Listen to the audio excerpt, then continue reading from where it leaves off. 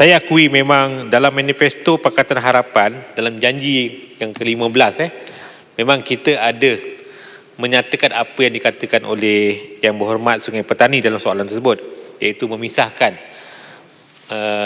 Peguam Negara dengan pendakwa raya. Dalam bahasa Inggerisnya Attorney General dan juga Public Prosecutor.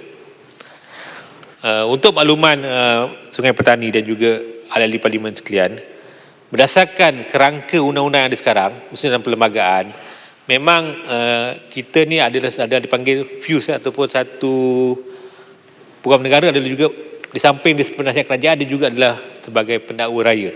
Ini dalam kerangka undang-undang sekarang. Itu dalam perkara 145 perlembagaan. Memang ada peruntukan itu. Dan juga ada satu perkara 376 CPC ataupun Kanun Prosedur Jenayah. Jadi ini yang menyebabkan dalam undang-undang sekarang ini tidak ada pemisahan. Jadi janji Pakatan Harapan untuk pisahkan tersebut. Jadi untuk makluman Sungai Petani, memang di beberapa negara lain memang mereka telah memisahkan perkara ini. Dan dalam janji manifesto kita pun kita mengatakan antara sebab kenapa kita nak pisahkan ini ialah kerana di sana wujudnya dipanggil konflik kepentingan, konflik of interest. Jadi saya buat masa ini untuk makluman Tuan Petani, tidak ada lagi mana-mana keputusan dibuat oleh Jemaah Menteri atau pihak kerajaan untuk melaksanakan ini, kerana kita ada kekangan, iaitu kita tidak ada kuasa 2/3, maka kita tidak boleh buat ini kecuali kita meminda perlembagaan. Dan dalam nak meminda perlembagaan, Tuan Speaker, kita perlukan ikut perlembagaan berdasarkan perkara 159/3. Dia memerlukan 2/3. Jadi buat masa ini kita rasa kita tidak ada 2/3 dan kita tak mahu ambil risiko bila kita bentang sini mungkin tidak diluluskan. Jadi kita buat masa ini tidak ada lagi. Tapi saya nak beritahu dengan Sungai Petani, memang perkara ini telah dibincangkan, cumanya belum ada keputusan untuk bawa ni. Mungkin akan berlaku lah, tapi saya tak tahu bila lah. Jadi itu saja jawapan dia. Terima kasih. Pertama sekali saya ingin bahagian dalam perbahasan berhubung dengan soalan ini. Saya ingin beri jaminan kepada Timbalan Menteri bahawa kami daripada PAS akan menyokong penuh pemisahan kuasa tersebut. Dan ini yang kita perjuangkan. Isunya bukan soal boleh dakwa atau tak boleh dakwa.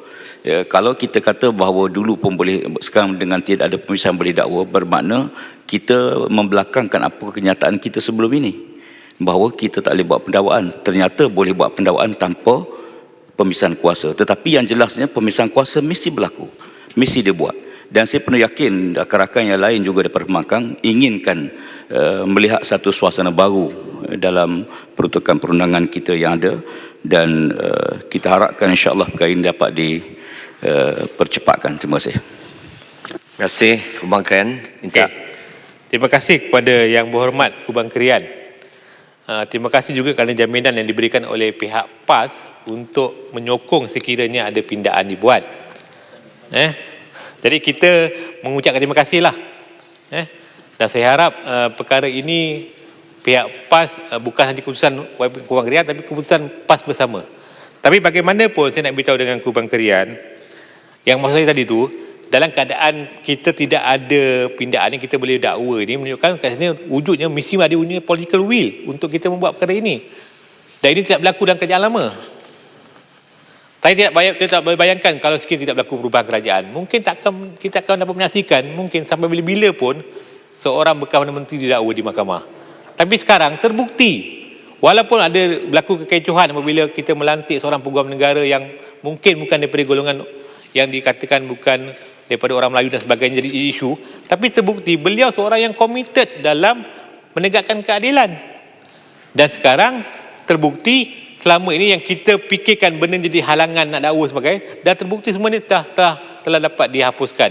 Jadi saya nak beritahu dengan Kubang Krian, saya mengucapkan terima kasihlah, dan saya harap Kubang Krian juga oleh kerana sekarang dah baik dengan Barisan Nasional, tolonglah pujuk juga Barisan Nasional untuk menyokong juga. Saya percaya orang BN akan dengar cakap PAS. Terima kasih. Adakah kertas kabinet telah dibuat untuk melaksanakannya? Dan saya kira perbincangan dengan pihak kami juga perlu dibuat. Jika kebaikannya melebihi daripada keburukan, tentu saya menyuarakan suara UMNO di sini. Tadi Timbalan Presiden PAS sudah menyuarakan suara PAS. Kami tidak ada halangan besar untuk tidak bersetuju untuk memastikan 2/3 diperolehi.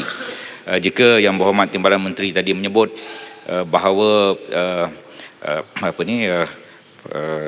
Peguam Negara boleh mendakwa seorang bekas Perdana Menteri, tapi Peguam Negara juga telah menggugurkan kes seorang menteri. Jadi perkara itu perlu dilihat dari pelbagai sudut sebab ia perlukan keadilan. Terima kasih. Saya jawab yang last kali dulu. Dia kata ada seorang digugurkan. Zaman BN lagi ramai yang digugurkan pendakwaan. So saya heran kenapa dia nampak yang kecil tak nampak yang besar. Tuan Speaker, saya nak kongsi satu cerita sikit lah. Cerita sikit untuk makluman saya. Ada seorang pelajar tak naik kelas. Tak naik kelas kerana dia ni protes lah. Dia kata kenapa cikgu saya tak naik kelas. Jadi cikgu buat satu test dekat satu whiteboard. Cikgu buat satu tanda kecil, satu dot lah warna hitam. Cikgu tanya kepada pelajar ini, apa yang kamu nampak di depan? Kata pelajar ini, saya nampak titik hitam. Kata cikgu, sebab itulah kamu tak lulus. Sebab kamu tak nampak whiteboard yang besar, kamu nampak titik hitam. Macam itulah juga Pontian. Dia nampak yang YB Menteri Kewangan, tak nampak yang zaman-zaman dulu banyak yang tak didakwa. Yang didakwa pun dia tarik balik. Tapi apa yang mereka lakukan pada Port Dickson? Ini Malaysia baru. Beyond imagination. Tapi saya nak kata inilah yang masalah. Tapi bagaimanapun Pontian, terima kasihlah kerana Pontian kata Pontian juga nak sokong. Jadi Pontian, saya harap lepas ni berbaik-baiklah dengan PAS lagi rapat lagi untuk berbincang benda ni. Sekian, terima kasih.